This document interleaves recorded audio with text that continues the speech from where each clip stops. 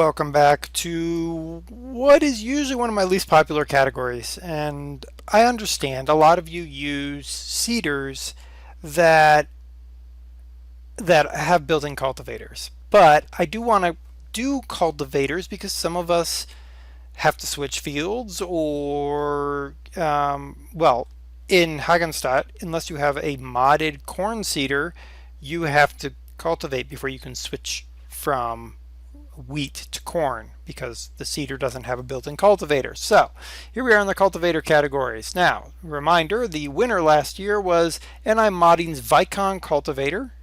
It's a very large cultivator, very nicely modeled cultivator. The contenders are the part of the Ransom Cultivation and Plow pack, these three. And then two from the Small Farms pack. This old time cultivator here, I don't remember what it's called, and this one here, which is a MK Martin, apparently. I think we can go ahead and say right now the Vicon keeps its throne. The Vicon keeps its throne because it's a big cultivator. It's in fact close to the second. I think it is. If you lined it up with the big cultivators of the game, this would be number 3. I think it's the third largest. Yeah, it would be the third largest cultivator if you lined it up against the cultivators in the game. That being said, now the Ransoms are really nice looking cultivators. They're not very big. They'd be useful in a smaller farm for sure. But again, we're in Hagenstadt. We're in Kansas. We're talking big farms. They're not as useful, but I'm going to give them an honorable mention because the modeling is very good. They look really nice. They don't have any errors. And they do everything a cultivator should do. They cultivate the land.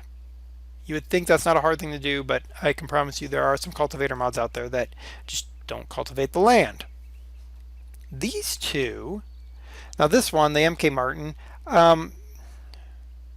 honestly, it's actually clipped into the ground. Unlike this ransom that actually sits up on its tines, this one's tines actually disappear into the ground, which is sort of annoying. But if I picked it up with a Hurleyman, you'd be able to see the tines. It looks fine. I'll give it a mention. It's okay. I would actually go get this cheap ransom one here over this MK Martin. It looks better than that. This one, however, in the world of cultivators, I'm going to give an honorable mention. In the world of old-time cultivators, I would give it an award. Because let me pull the cultivator from the pack that Giant put out. So this is the pack from the pack that Giant put out. It's an okay cultivator.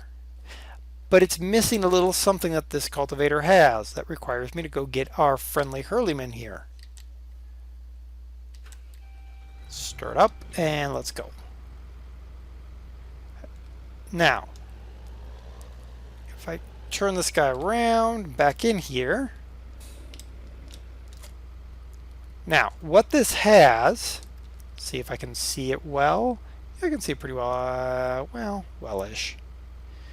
When I lower this, watch the screw. Look at that. Look at that detail required to do that. They modeled that so well. That is such a nice look to it. And for that, it would, in this world, stand up against the one from Giant and beat it down. So in the world of old-time cultivators, let's get the Hurleyman over here. In the world of old-time cultivators, which is really these three here, I would take this one over the one that comes with the historical pack from Giant. So I would take this one. Let me actually get what its name is.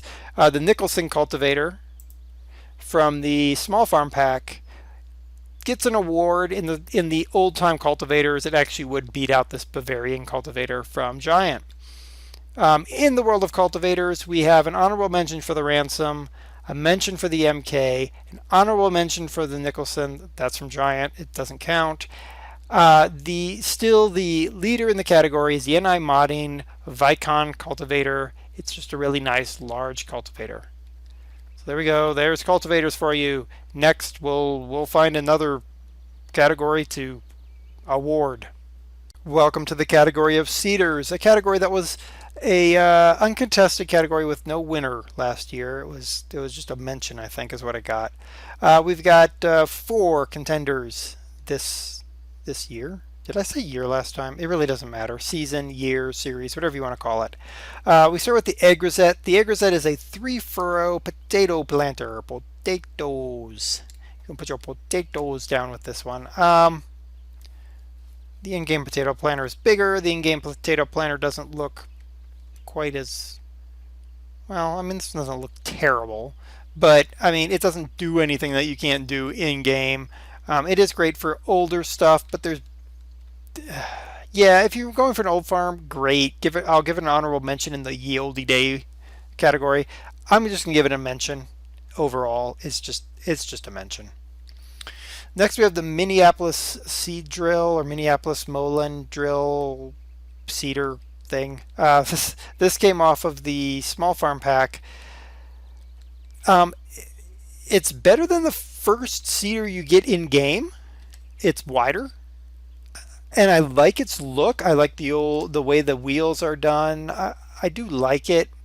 It doesn't do anything special. Again, when it comes to the old times, actually, I had this next to the Hasaya plow, Hasaya seeder, which comes in the pack from Giant. I actually like this one better than the one from Giant.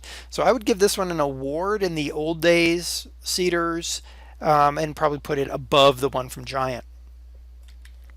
But it's not in the overall seeders. I'll give it an honorable mention. It's better than the baseline seeder that you get in the game, and it actually looks really nice. Next, we got this thing from the Garden Power Pack. I don't like it. It just looks so orange. It looks overly orange. You start to lose depth of field with it. I don't like it. It really doesn't add anything. It's smaller than the Minneapolis one. Yeah. And the 3-point. Wait, what 3-point? Yeah, it hooks up all funky wonky. So, nah, dishonorable mention. I don't like it at all. Okay, let's talk about this thing. Y'all are gonna love this one. The Kinsey or Kins or whatever. When I first featured it, I was like, "Oh, this is such an awesome seeder. It does every fruit type and more. It actually is set up for many more fruit types that I don't have. It's big. It's got a cultivator on it. It turns and transports, and it doesn't act stupid." Well, then I started dealing with it more. One, it's clippable. I mean, the entire thing is one big clip through object. It's basically a hologram. I don't like that.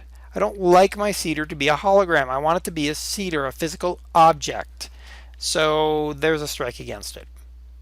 Second, this is its position when you buy it. It's also the position you need when you go sewing with it. Now, if I fold it up, and it does fold, the section rises, and then it pivots on that center point there, and then it sits lengthwise, which is perfect. It's a perfect storage position. Except when you exit the game and you come back, it's unfolded itself, which just drives me nuts. That shouldn't happen. I shouldn't be able to clip through it. It shouldn't unfold itself. It just, no. So, believe it or not, despite it being generally a nice concept, I'm going to give it a dishonorable mention because it doesn't maintain its position when you exit the game, and you can walk through the entire stinking thing as though it's not even there. I don't like that. Dishonorable mention for this Kins, whatever, 3600. Dishonorable mention for this Garden Power one. It just looks derp. Honorable mention for the Minneapolis Mohen because it's bigger than the one in the game. It also gets an award in the category of the old time equipment because it looks better than the Hasiah that comes with the one from Giant. And I don't even remember what I gave this one last time. I think I gave it an honorable mention in the world of old time equipment because it is a potato planter and that doesn't come in the old time packs. What did I give it in the? Oh, well, it gets a mention now. It gets a mention now. It's not as big as the one in game. None of the ones in game, and yeah, there you go. That's from the Garden Power Pack that spawned this orange piece of garbage here. Yeah, there you go. So that's the sower category with a surprise for you. You probably thought that Kins was going to get something awesome, but nope, not so much. So we'll be back in our next category. This is technically an uncontested category. This is the category of plow, obviously, because they're all plows. But I wanted to do it separate from the rest of the uncontested categories because there are so many of them. The other uncontested categories had one physical object. This has several. This is part of the Ransoms Plow and Cultivation pack. And I really like this pack. We didn't have an award winner coming over from Season 1 in the category of plows. We had the IMT2 furrow plow, which received an honorable mention. It was sort of a decreased honorable mention when I started analyzing it a little bit closer. But here in the Ransoms pack, we have a huge line. We have this 3 and what is that, a 5? Yeah, it's a 5. This 3 and 5 fixed direction plow. Those are decent, good plows. This one would actually be better off, I think, than the IMT2 furrow plow. It's a little bit bigger, but gets the job done. But there's more than that. Ransoms has an entire line of plows that reverse direction, multi-directional plows. There's the big 5 furrow. They've got the 4 furrow. They've got the 3 furrow. But more than that, they've got the push plow that goes on the front of the tractor. And that sets this off because now instead of just a 5 furrow, I technically have a 7 furrow. How about that? Now that puts it up against the plows in the game. And it also helps you counterbalance your tractors because you can put a plow on either end. So because there's so much selection here, and you really get to tailor it to what your farm needs, and it has a push plow, I think that the Ransoms Cultivator and Plow Pack plow section gets an award for the best plows, plural, in the world of mods right now. Definitely worth it, especially for that push plow. I think that's awesome, and to me it adds a good bit to the game. So we'll be back with another category. Welcome to another one of our categories. I'm standing on top of last year's winner. Last year's winner was the Cat 966H. This happens to be V1 with the 100,000 liter bucket because I never went and got V2, which had the 50,000 liter bucket. It didn't really seem to matter to me because I didn't use it too much. All right, this season we have quite the collection because y'all kept asking for various things. Someone asked for a backhoe, someone asked for a skid steer. So we have a whole bunch of stuff, and a bunch of the bits and pieces of the JCB backhoes are all over the place for reasons of I don't know. So yeah, let's go ahead and dive right into it. First we have the Case Puma CVX 230 is what it is called. It comes with a set of extra wheels, and it comes with the Sigma front loader attachment, so you can run with or without the front loader attachment. It is up to you, which is nice. It uses in-game equipment for attachment, the stuff that you use on the last tractor thingamajiggy. So yeah, it's a nice looking mod. I can clip through tires, but you know, I can clip through a lot of tires. It's got a nice interior. There's no IC, but that's not necessarily the end of the world. Yeah, so it's a decent enough front loader. It does its job. The wheels, I hate the left-right wheels, but you know, it sort of works. Whatever. It works as both a tractor and a front loader, which is great. You don't have a multitasker, and you can take off the front attachment if you want to, which is cool. Next we have the Ford Ford 6640 with a Sigma 4 front loader. You cannot take this front loader attachment off of this one. This one stays on. You've seen me use this in the farm in Kansas. It works well. It pulls just about anything you ask it to pull. And it's a front loader, which is great. Yeah. And it does have, I mean, some people really don't like the fact that when you tab to it, you end up in the cab. But I can sort of get behind that. I'm okay with that.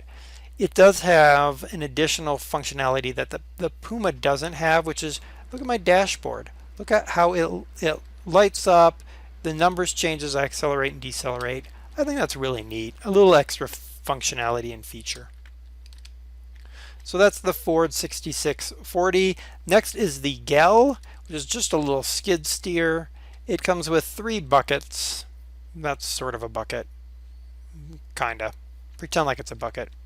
It's a simple little skid steer. I mean, it is exactly what you would expect out of a skid steer.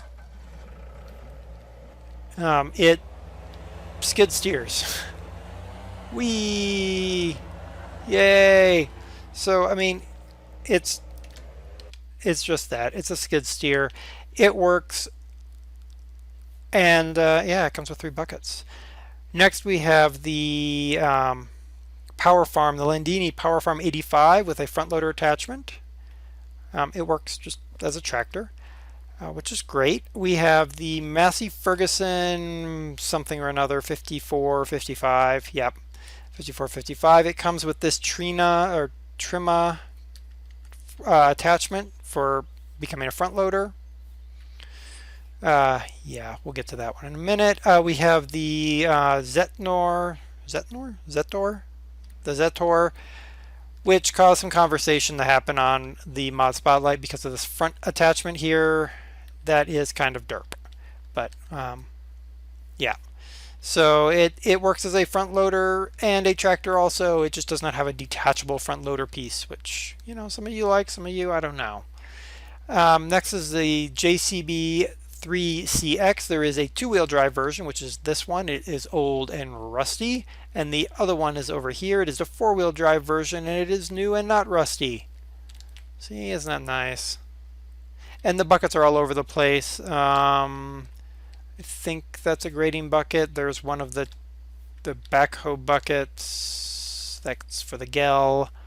There's another backhoe bucket, and there's a front bucket, or maybe that's the grading bucket. I don't know. Whatever. Y'all had a fun time with my derp trying to get the backhoe to work. The thing about these JCBs is really getting the there. Using the bloody thing is amazingly complicated. And you just have to get used to it. I mean, once you play around with it a while, it sort of becomes okay, but it's just very difficult, which is fine. I mean, a real backhoe isn't supposed to be the simplest device in the world. You just have to be aware of it, and yeah, there you go. We have 2 Cat, what are these guys? 980Hs. 2 980Hs. One of them is articulated, one of them is all-wheel steering. So it's kind of like, you know, double your pleasure, double your fun kind of thing. It's whatever you need. What do you prefer? All-wheel steering or articulated? So it's sort of a choose your poison kind of thing. They have 25,000 liter buckets, I believe, if I remember correctly, which is a decent sized bucket and a nice addition. This is the AgriVector loader thing. It's supposed to take your potatoes up and spit them out into trailers or whatever. Yeah, that's all I got for that one. So let's go through these guys and let's pin some tails.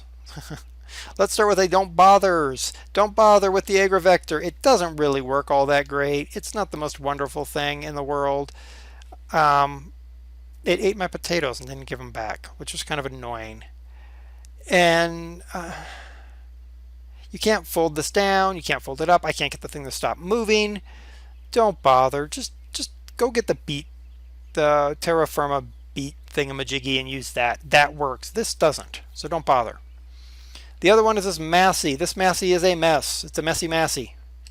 There are log errors everywhere. I'm not even getting into it because if I get into it, it will crash my game. I tried again with all the mods cleared off, got into it, game crashed immediately. Same log errors, just a constant Lua loop going on. So don't bother. Just don't bother. I think those are really my two don't bothers here. Let's go with our I'm going to give the Gel a mention. And the reason I'm going to give the Gel a mention is, while it's great to have a skid steer in certain situations, very tight situations, great to have a skid steer. On most of the farm, we need something bigger than this. You're certainly not going to run silage in this. You can't reach most of the manure trailers to dump the manure in.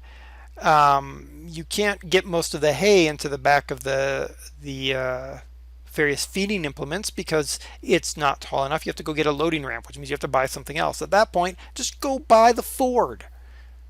So it's a mention. It does work. It does what they advertise it to do. It just doesn't really add anything, in my opinion. Again, my opinion there. A mention also, I keep tripping over bits of the vehicle. A mention also for the JCB, both this one and the other one. Come here, you. We're just going to drive you over there. A mention for the two JCBs. Really? You are loud and annoying. Yeah. A mention for the two JCBs. And why a mention for these two JCBs and not anything more? Well, I understand that some people really love themselves some backhoes. Really love some backhoes. But on this game, what am I going to do with the backhoe that I can't do with a front loader? I posit to you nothing, because you can't trench, you can't dig for new irrigation lines like they're doing down the road here, where they're digging up a field to run their new irrigation piping. You can't do that in this game. So what's the point of the backhoe? I don't know. If you really love a backhoe, these work, but I don't see the reason for them. I'm just going to give them a mention. So we're down to Landini, Zetnor, Ford, Case, and Cat. I'm gonna go with the Landini next. The Landini, it's a little tractor. It's great if you have a little farm. You don't have a whole lot of power on this Landini 85, but if you need a cheapish, small tractor, this could certainly work for you, especially if you happen to not like Fords. I'm going to give it an honorable mention because it works. It does what it's supposed to do. And that's really all I ask, honestly. Anything more is great, but this does exactly what it's advertised. So honorable mention for the Landini Power Farm 85. Let's go to the Ford then.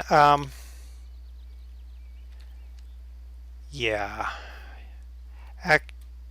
Yeah, let's start with the Ford next. The Ford, I'm going to give an honorable mention to the Ford. Yes, I use it in my mod farm, and I do enjoy using it in the mod farm because it works well. Thing about it, one, we're used to the workers not using fuel when the workers are driving the vehicles. They use the fuel in the Ford.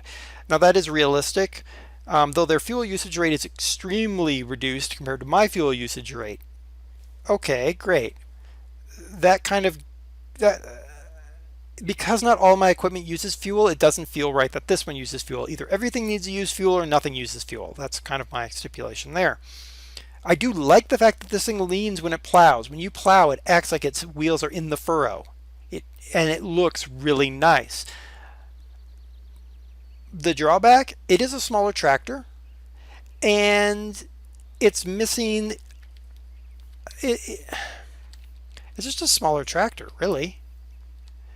Yeah, that's really the only reason. Huh. Yeah. It doesn't really add anything over the in-game tractor front loader. So what's the hoopla, right? Let's go to we're gonna go to the Zetor next. The Zetor is a lot like the Ford. It does exactly as advertised. There's a few things that it doesn't do particularly well, like, I don't know, graphics, for instance. Oop, that's the wrong tractor. Ugh. Getting these guys all close to each other like this just kills you. Interior looks okay. There's no IC, but it's not a terrible interior. Nothing really super wrong with it. I don't like this front hitch assembly. Some of you were like, no, that's right. I'm sorry, it doesn't look right. That top 3-point actually articulates. How does it articulate? There's no articulation point. It's stuck into a weight.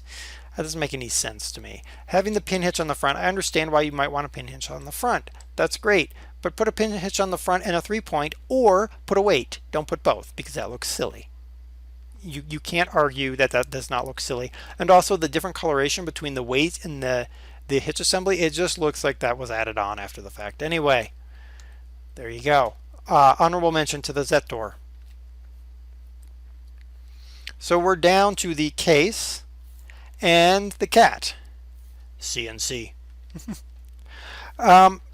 And this one had me kind of scratching my head whether I'd want to do which one was better, and would they supplant the whatever that thing is over there, 966H.